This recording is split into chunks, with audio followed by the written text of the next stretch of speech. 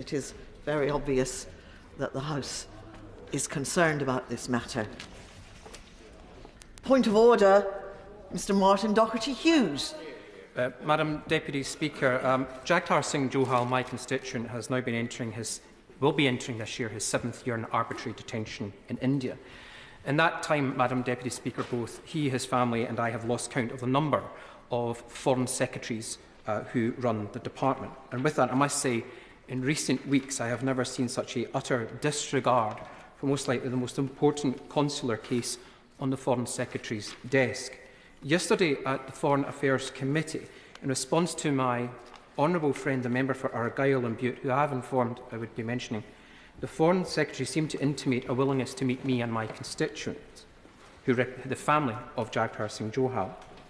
It is clear from me, Madam Deputy Speaker, that the Foreign Secretary in that response may not have been aware of my letter dated the 14th of November 2023, which sought to have a meeting. I have to date had no formal response, though unsurprisingly, Madam Deputy Speaker, before Prime Minister's questions, I and the family held a holding response from the Department, which stated replies requesting a meeting with the Foreign Secretary are being processed.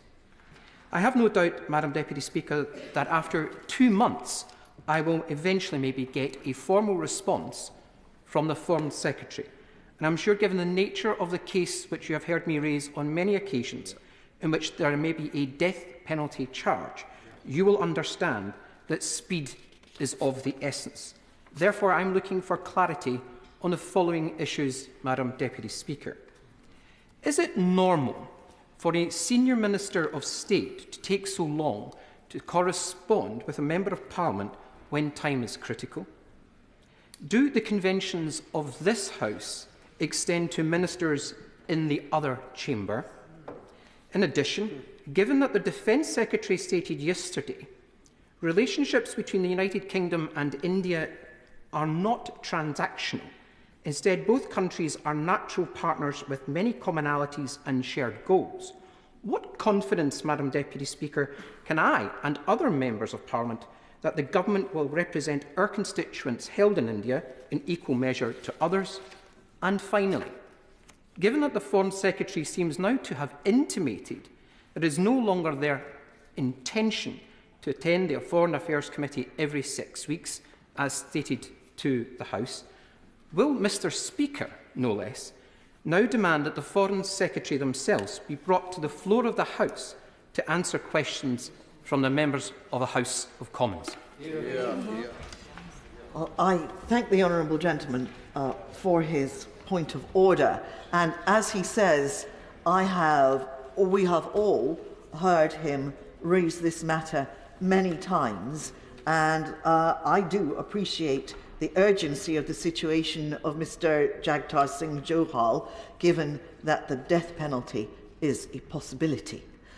So we do appreciate the urgency of the matter. He raises some important points which are indeed points for the Chair.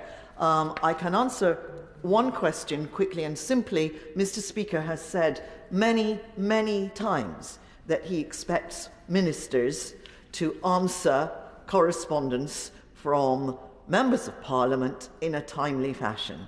And for the honourable gentleman to have had 2 months without acknowledgement or answer to his letter is clearly not acceptable.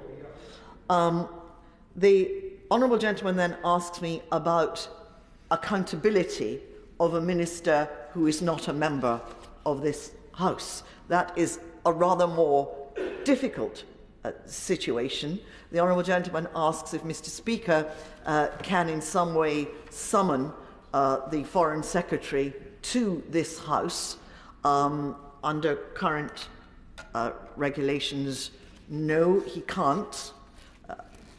But it is normal for ministers who are members of the House of Lords to find different ways in which they can demonstrate their accountability to the elected representatives of the people. Of course, questions can be asked in the other place, but that is not at all the same as a question being asked on behalf of a constituent by that person's Member of Parliament. The honourable gentleman mentions the Foreign Affairs Committee, and it was my understanding that the Foreign Secretary had undertaken to appear regularly before the Foreign Affairs Select Committee, and that certainly would be a way in which ministerial accountability could be demonstrated and indeed undertaken. The exact status of the situation I cannot answer for. It's not a matter for the Chair, but the honourable gentleman has rightly raised these important points. I know that Mr. Speaker will be concerned about accountability, and that is a matter for the Chair. I will make sure that Mr. Speaker is aware of the points that the honourable gentleman has raised, and I'm certain that the Treasury bench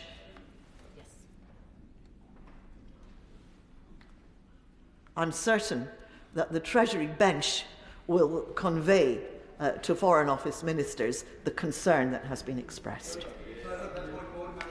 Further to that point of order, Sir David Davis. I too have campaigned on behalf of Mr. Yohal, and I too have been dissatisfied with the response of the Foreign Office over years, not just over the last few weeks.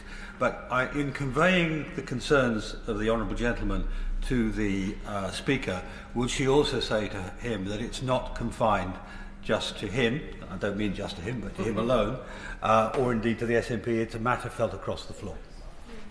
Yes. I thank the right honourable gentleman for his further point of order and for clarifying the situation. I think it is obvious that the entire House is concerned about this matter and about the general matter of accountability, and I will make sure that Mr. Speaker is aware of that. Mr. Doherty-Hughes.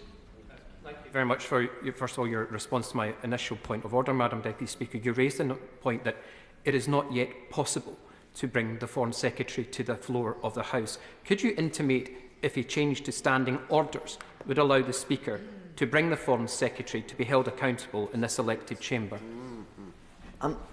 I understand the point that the honourable gentleman is making, and I know it is a point of some concern. That is not entirely a matter for the Chair, but I understand that the Procedure Committee are considering the whole position about accountability of ministers. And I am quite certain that if the honourable gentleman will make the Chair of the Procedure Committee aware of his concerns, as indeed I have every confidence that the right honourable gentleman will also do so, as will I. Thank you. Let us proceed to the 10-minute rule bill.